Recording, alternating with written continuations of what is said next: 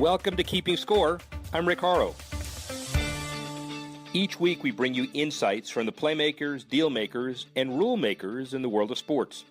I'll give you my take on some of the items of the week using my 30 years of experience doing deals for teams, leagues, and players in the $750 billion business of sports. Plus, we'll talk with a central figure in the sports world. The views expressed in this podcast are my own and do not represent the views of Reuters. Let's get started. Sports business, news, honoring significant athletes and icons in the business and the industry. Rick Horrow and my former friend, Dan Colarusso, who was invited to sit with me very close to the field to watch the number 2 Derek Jeter retirement ceremony, but he immediately and systematically has refused all my invitations. Former friend, how are you? I would rather be your former friend than my wife's former husband. And asking me to a ball game on Mother's Day, which happened to coincide with her birthday, seemed like the prudent move. Seems like something Jeter would do. WWJD. What would Jeter do? And I think Jeter would stay home.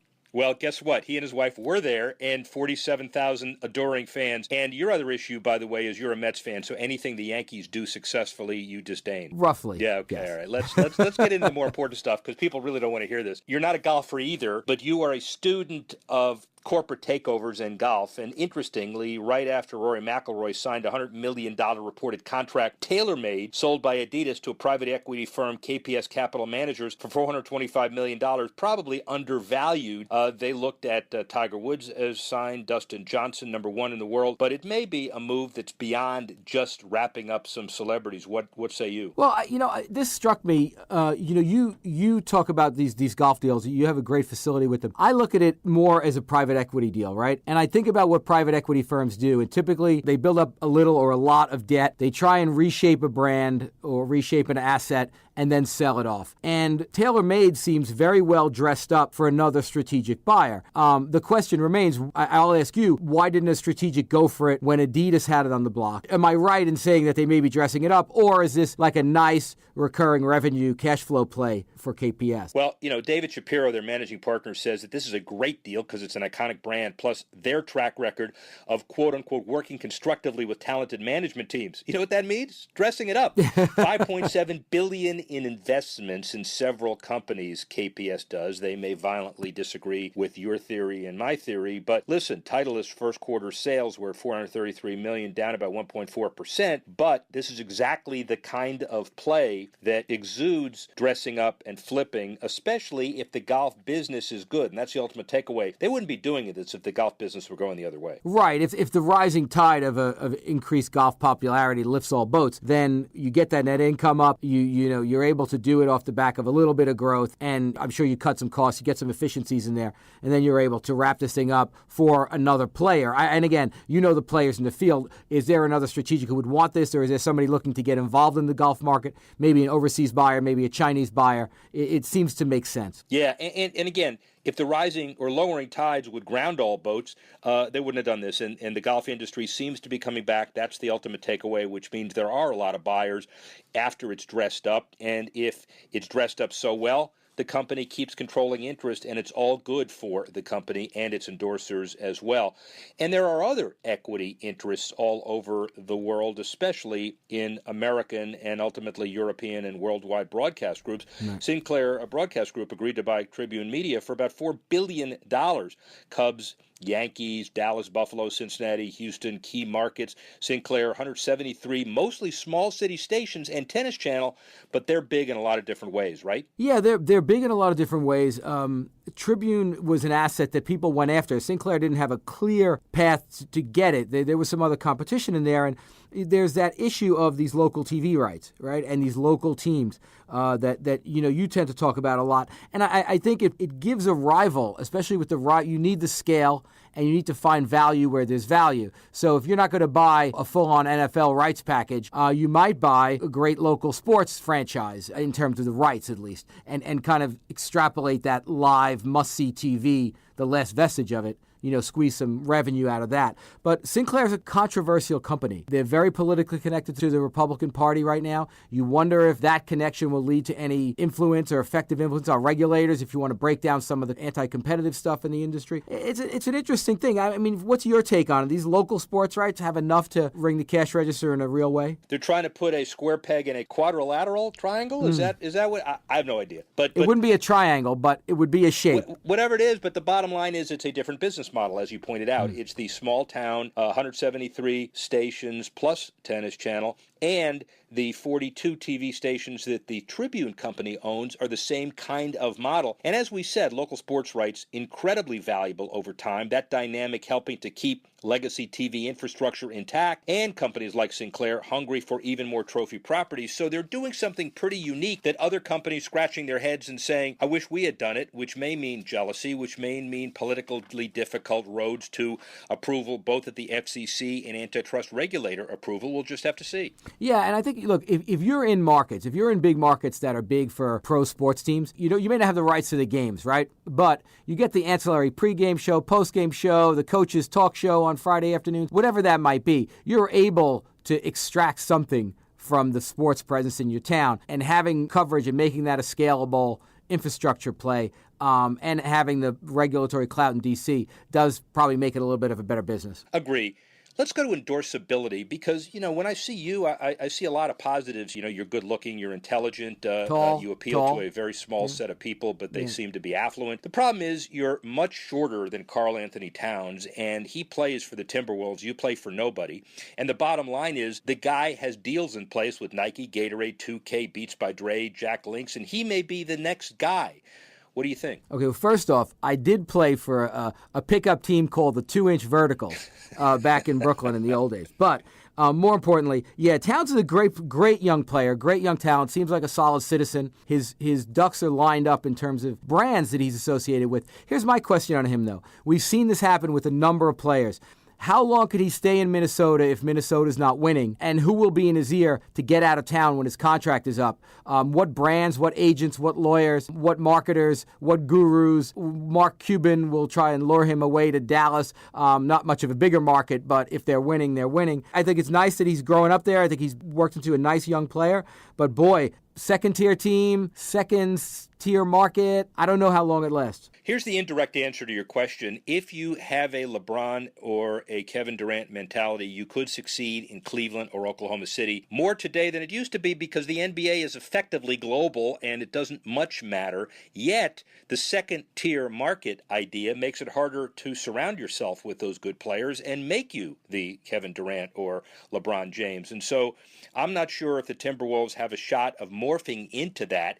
And so if I'm his agent, I try to get on a winner. It's less important, I think, to me or him whether the winner is in a big city or not. If you said that he would have been the missing piece in San Antonio or might have been the missing piece in Washington, which might be possible, then they become the big endorsement opportunity regardless of the size of the market. Yeah, absolutely right. I think you could have looked back 6 or 7 years and seen Golden State in a similar situation, even though that market is considered top tier.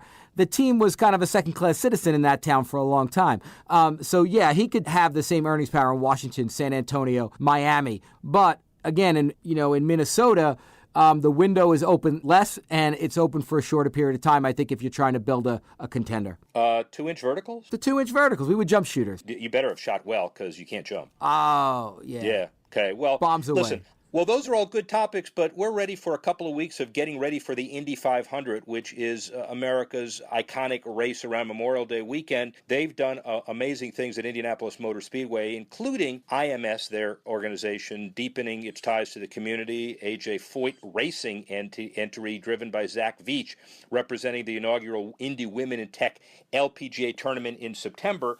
Dan Towers, the president and CEO of Guggenheim Life, talks about why he did what he did to try to link his company with golf and racing.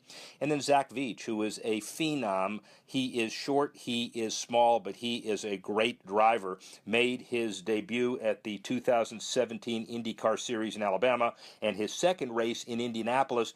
Both of them talk about the business and the athletic side of racing and the tie into golf next.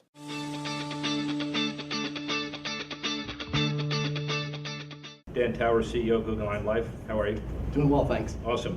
This comes together at breakneck speed. First of all, you know special events. You wanted to make sure that your hometown had a significant event. You had the financial means to do something, and you put this event together, the Women in Tech Championship, in record time. Basically, how'd you do it? Well, we had a lot of great support in the community. I think the track has been tremendous, the Indianapolis Motor Speedway.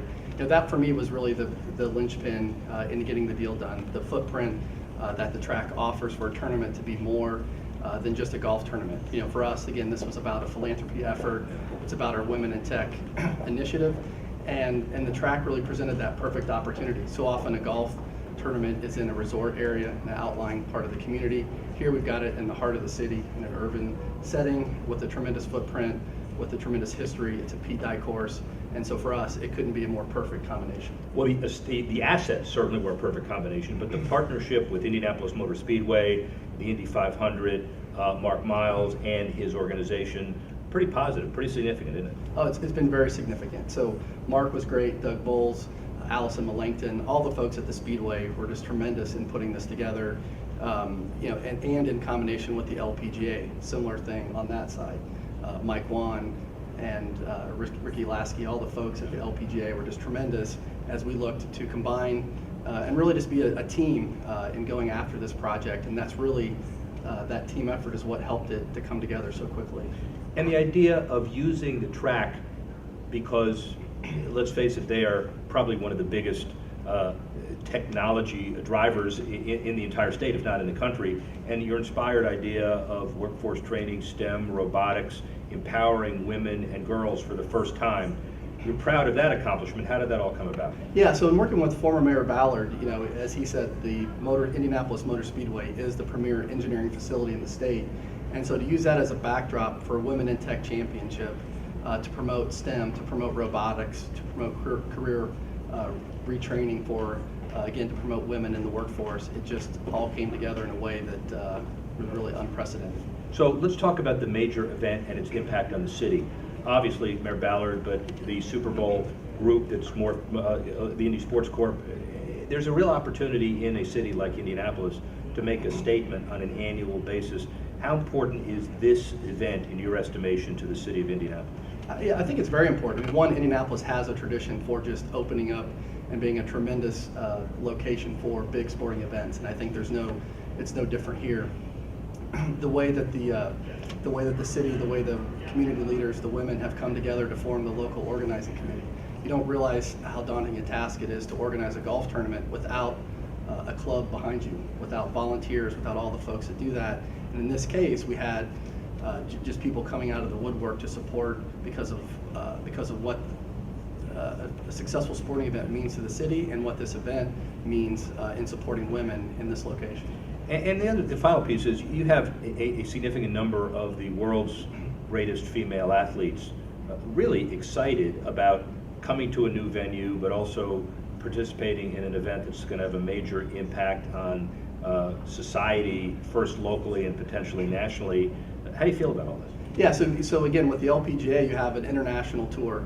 The women are just tremendous role models. It's the way they interact with the fans, the way they interact with the community, the way they can carry a cause. And so again, they really connect with people in a deeper way than what you would typically expect for professional athletes coming in. And then when you take into account the fact that their outreach is on an international scale, it just really starts to open up a number of opportunities to bring that exposure and focus onto the Women in Tech initiative. And the LPGA, as people understand more about it on a global scale, they realize it is a diverse organization with multi-talented individuals doing a whole lot of good things.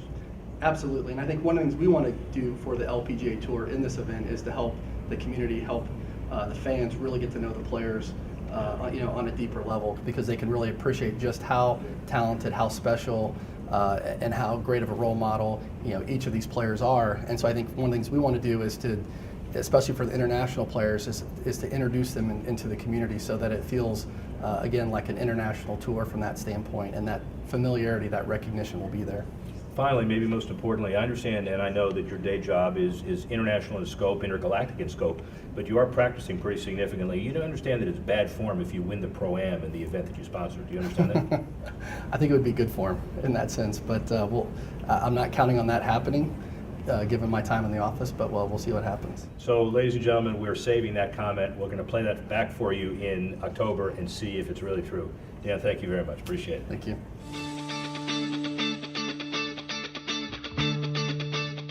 Very, very interesting dynamic over the next few weeks. It's a merger of golf and racing and more racing and more racing, but primarily racing and economic development. We're here at the unveiling of the Indy Women in Tech Championship car, driven by Zach Veach. Zach, how are you? Doing great. Thanks for having me. Absolutely, and we're here to talk about so much more. First of all, take my hat off to you. You are, I don't know what it is Fountain of Youth was, but you're 22 going on 12. How did you do it? That is the problem. I don't know. I guess really good or bad genes, if we want to talk about it that way. One thing I do when I'm out of race cars, I help out with the IndyCar two-seater where we give rides, and Mario Andretti is like the face of that program, and we'll always be out, giving rides, and Mario always introduces me as just turning 13, so that's something I've had to live with for a while, but hey, I'll appreciate it in like 20 years. Yes, you will. And you're also not going to tell Mr. Andretti that he can't, right? He can do whatever he wants to when he introduces you. Well, I think, that's part of paying your dues, right? Maybe in another 40 years I'll be able to do the same. Well, but a meteoric rise through the world of racing, and first of all, it doesn't come cheap and it doesn't come to the faint of heart. So kind of give us a snapshot of your early days, from your karting days to your F200, 2000 series and beyond. How'd you get here? Oh, it's something that didn't come as easy as I thought it would be when I was, 6 years old with this dream. But, it kind of goes back to my start as my father was a national champion of truck and tractor pulling. And I credit a lot of my success as just the way that I was raised and the parents that I had. Because, once he knew I was serious about this, for 9 years I begged that I wanted to race. And he won the World Finals and thought, well, he's serious about this. I'm going to quit my dream, which was what he thought about since he was a little boy, so I would have an opportunity to chase mine. So my dad told me one thing that stuck with me my entire career, and it was, I'll work as hard as you do, and I'll take you to the track anytime you want to go. And anytime turned into every day, because I felt I got a late start and I wanted to push. And then I just learned that it's something that you get what you put in it. And I've just had that work ethic that my dad's taught me since opening his own company and starting my career. Traditional school, traditional high school, traditional undergrad? Or? Traditional school up to 8th grade, and then I was missing something like 60 days a year, and my public school kind of frowned upon that. So I had to make the decision to go online and lose my friends in my community, but I gave that up so I could have this dream. Now you make different friends. Yeah, well, Epiphany sure. moment. So sometime before 8th grade, you said, I'm going to do this, I'm going to be all in, I'm going to do it well, I'm going to win. You take that dream. Your dad also helped in the business, obviously, but how do you turn that dream into a business reality? It's got to be something that you think about every day of your life. It's the same with racing, that every morning when I get out of bed, I want to better myself, improve myself in this high competitive world of motorsports. And one side of that is the business side. And being a young kid, 22 years old, it's tough to step into the boardroom with people that have been doing business for 60 years and try to prove that you're effective in a way. And my way to help people is through the form of motorsports. So I've been very lucky up to this point, using a lot of outlets to kind of differ myself from the typical racing driver. I published my own book when I was 16. I helped with anti-texting while driving, anti-bullying, because I wanted to use racing as my stage to meet with people. And with the Indy Women in Tech Championship, it gives me another opportunity to help people, and that's something I'm really appreciative of. Don't minimize the book that you wrote, this 99 Things Teens Knew Before Turning 16, and this anti-texting app, URTXT. I still text, it hit me in the head, and there are a lot of people who will do it, and it takes somebody with vision at an early age to say, don't do it. What motivated you to do that? Well, unfortunately, my envision of that came because we had a traumatic experience in my hometown.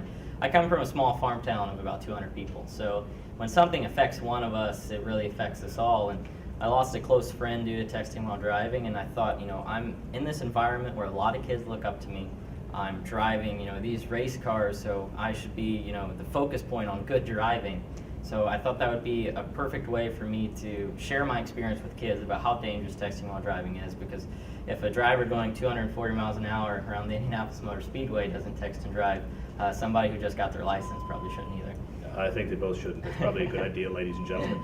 But the interesting thing about that dynamic is that a lot of athletes who are role models, you hear it all over the place, will arrive and then they figure out how to give back, either because they're told to or because they want to.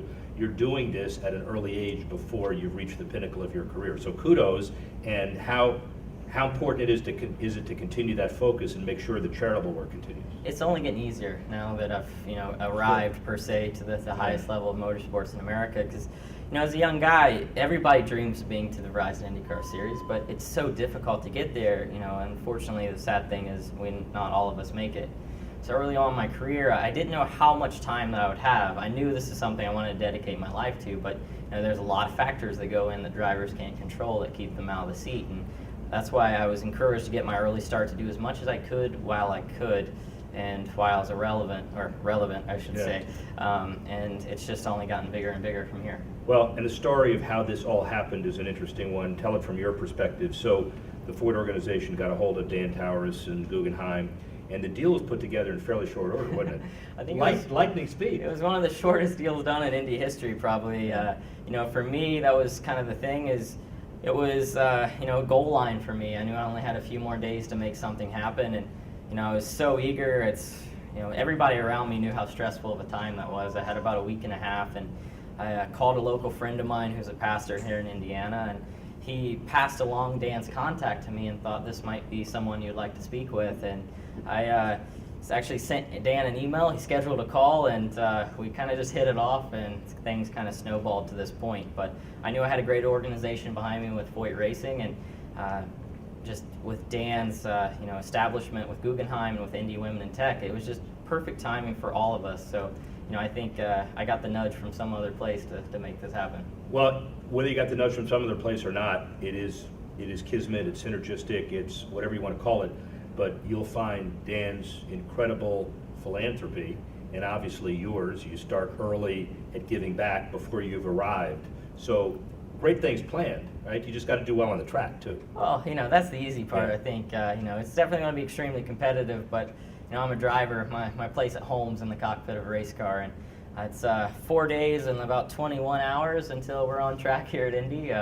So for me, that's when all of this gets calm and quiet for me, and I can get to go to work. But all this hard work has gone into the moment of the greatest race in the world, and I just think it's funny for my family now, because I was 4 years old and I told them that one day I was going to race in the Indianapolis 500, and they kind of laughed because they're like, sure, next week you want to be an astronaut or something else. And that vision just never changed for me, and I just made the commitment that I was going to do whatever it took to get here. And I was just lucky enough to find people like Dan, Indy Women in Tech, Guggenheim, and Foyt for having me aboard. It's a great story, and by the way, parents don't ever admit that they told you that they made fun of you. It was like, I've been there all the time. Well, so. See, that's why I bring this out. But no, my family was extremely supportive, and they still are today. I mean, I think a lot of it goes down to the opportunities I was given as a kid, and my father is still my biggest role model and biggest supporter through all of this. What do you say to the idiots that say race car drivers aren't athletes? For me, the easiest way to express that to them is to give them a ride in a two-seater. Yeah. Because a lap around Indy, and they realize how difficult it is. And for me, it's no lie that I'm kind of a smaller guy. I say that I'm 6'4". We propped him up on a couple of telephones. Yeah, well, you guys don't need to see the below right. shot. Yeah, exactly. But it's something that I'm training every day for, because our cars are the most physical, demanding in the world. We don't have power steering. Anti-lock brakes. This is still the pure form of motorsports, where it comes down to what the driver can do with a race car. And quite honestly, I hope we never stray from that, because it makes it really difficult on me as a young guy coming into these heavy to drive cars. But that's just, I'm a workhorse when it comes to motorsports, and that's just another part of the piece that I got to get together. And luckily, St. Vincent's has prepared me to do that, and I feel ready to take on this task. So the St. Vincent's piece of this, so you're mentally strong, obviously you wouldn't be here, but the physical part, you work out every day?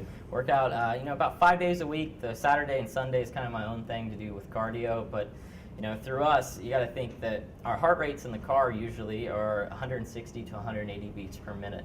And a race on average is 2 hours to 3 hours long. So, that's equivalent as a marathon runner basically doing his thing. So for us, not only do we have to handle the high heart rate, we have to handle the heat of being in a thick fire suit. Right. And you can't move for how long? Well, when you're making a seat, you're in the car for an hour and a half, or you got to sit there. But basically on the racetrack, you're in it for 2 to 3 hours, completely strapped down. The only thing that's moving is your legs, arms, and neck. Ladies and gentlemen, I want you to hear that, okay? I really want you to hear that. And then the idea of going 200 miles an hour, and you're how close to another car that's going the same speed, but it's all relative, so it doesn't look like it. Well, that's the thing. People always ask me, what's it like going 230 miles an hour? And it becomes relevant because the more you do it, your mind slows it down. And like you said, the other cars are going relatively 5 mile an hour within what you're doing. So it doesn't seem like you're going 200 miles an hour until something goes wrong. And a lot of the times it happens before you can even realize that, something has gone wrong. Yeah, you're a happy guy, you're a cheerful guy. Do you have any fears going into a race? My biggest fear is not what can happen to me in a race car. My biggest fear is not becoming what I've always wanted to be. And that's an Indianapolis 500 champion, a Verizon IndyCar Series champion. I want to live my life to the fullest, and I want to accomplish the goals I've set out from an early age. And this is a great step to get to that. We saw a rookie win the Indy 500 last year, so that doesn't mean a rookie can't do it this year. And by the way, I could add a few more questions, and then there's the normal gratuitous media training that people give. You don't need that. Oh, thank you. I That was appreciate wonderful. that. Thank you. Means a Good lot. luck. Thanks for listening to this edition of Keeping Score. I'm Rick Horrow. The producer of the show, Alex Cohen. Associate producer, Bethel Habte. Assistance provided by Tanner Simpkins and Carlos Waddick. And the executive editor of Reuters Digital, Dan Colarusso.